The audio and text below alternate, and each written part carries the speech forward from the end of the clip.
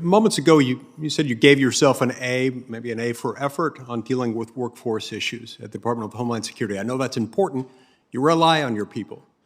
Now, you've got about 17,000 Border Patrol agents. Is that right? I'm sorry, we have about 17,000 on the border. On the border, on the border. So on the southern border. Let's talk about those for a minute. 17,000 on the southern border. What happens? And this ties back to your desire to give yourself an A for effort on dealing with workforce issues. But what happens when you've got potentially thousands of those, a pretty large percentage, who might soon become ineligible to work based on their vaccination status? Does that hurt or help our operational control of the border? Senator, I hope that doesn't prove to be the case. We are seeing a tremendous uptick in the number of Border Patrol agents along the southern border who are indeed receiving their vaccinations. I hope that does not materialize. Oh, well, yes, you hope, but do you have a plan for maintaining this? Would you be willing to share that plan with us in writing in the next 2 weeks? I would most certainly be pleased to do so. I appreciate that. And on the topic of workforce relations, on which you give yourself an A for effort, what about the issue with your Border Patrol agents recently being accused by some folks in the media of whipping illegal immigrants, when in fact they were not? Why on earth did you not defend them? I mean, has no one in your entire department ever become aware of how one uses split reins when riding a horse? Oh, Senator, let me say two things. Number one, I put 100% into my work, and I'm incredibly proud to do so. That's number one. Number two, I stand with the men and women of our department through and through, and I will not prejudge facts before. Did you defend them when they were being attacked for whipping people, which they were not? Senator, what I said quite clearly is that the independent investigation will determine the facts, and those facts will drive the outcome. Okay. Nothing less and nothing more. Your response and your failure to defend them then and now is nothing short of morale crushing. If you want to maintain or obtain operational control of the border, which you do not now have, this is not a way to get there.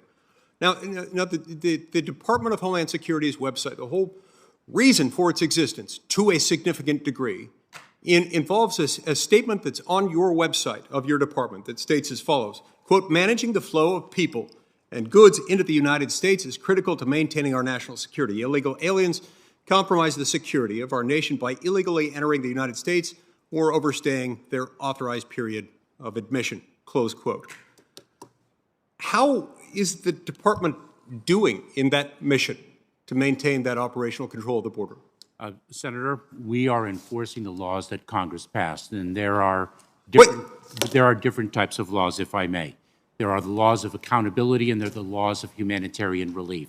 Individuals who make a claim for asylum, who are encountered upon illegal crossing at the border, are placed into immigration enforcement proceedings, are able to make their claim for asylum before an immigration judge, and if their claim is successful, under the law, they are able to stay here. If their claim is unsuccessful, then they are removed from the United States. Okay, so between January 1st and September 30th of this year, just the time period in which President Biden has been in office, there have been about 1.7 million illegal crossers that have been encountered at our southern border.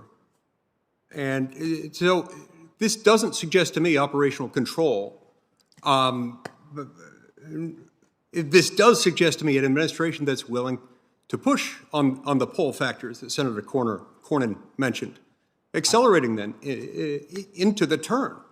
It also is reflected in the Build Back Better plan with the full support of your administration, which paves a path for granting amnesty, turning on more of those pull factors.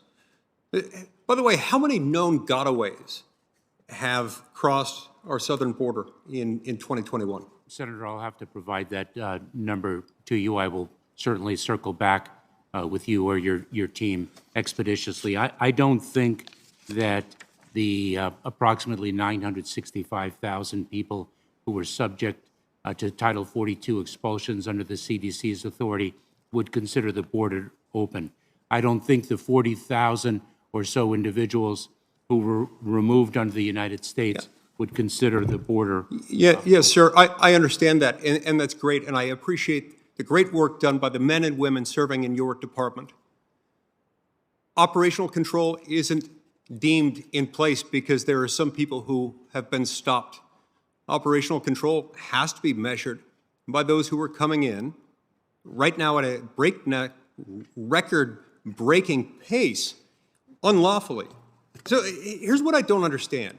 Maybe you can help me understand this.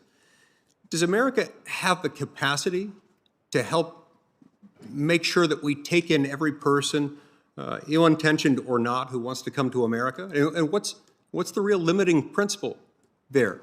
Because letting 2 million or so people in illegally across our southern border in a year, together with the fact that your administration is backing legislation that turns on more of a magnet, encouraging more people here to come unlawfully, seems consistent with that mindset that it's an unmitigated good. If I may, Senator, so this will require further discussion, but let me make a few important points, if I may. First of all, there is a misperception that individuals who are encountered at the border and who are not immediately expelled under the Title 42 authority, or who are not subject to expedited removal and accelerated removal process are just let into the United States and left alone. And that is absolutely false. Well, hang on a minute. Hang on a minute. Some of them are. Some of them aren't. Like Yuri Medina Ulloa, who's a 24-year-old Honduran man who was recently apprehended crossing the U.S.-Mexico border, where he fraudulently claimed to be a 17-year-old. He then ended up in Jacksonville, Florida, where a family took him in. Days later, he stabbed the father of that family to death. He was a 24-year-old, not a 17-year-old, as he claimed. There are people like him crossing, and with the assistance, with the approval, with the facilitation in some cases of your department, these things are happening. That is inaccurate. I am aware of the case. That individual is being prosecuted. There is an immigration enforcement detainer on that individual. Did your department or did it not allow him in? Senator, I'd like to not comment on the details because I bet you would not like to comment on the details. If I may, Senator, there is a criminal case against that individual pending. Whether or not that individual committed fraud and deceived our personnel is a question that may be relevant to the ongoing criminal prosecution, and so it would be inappropriate for me to comment on a pending criminal matter at this time. What's inappropriate is for your Senator administration Lee. to continue leaving these borders open Thank you, Senator Lee. while pushing to turn on the pull factors. That's wrong, and it's immoral, and it's harming the security of the American people.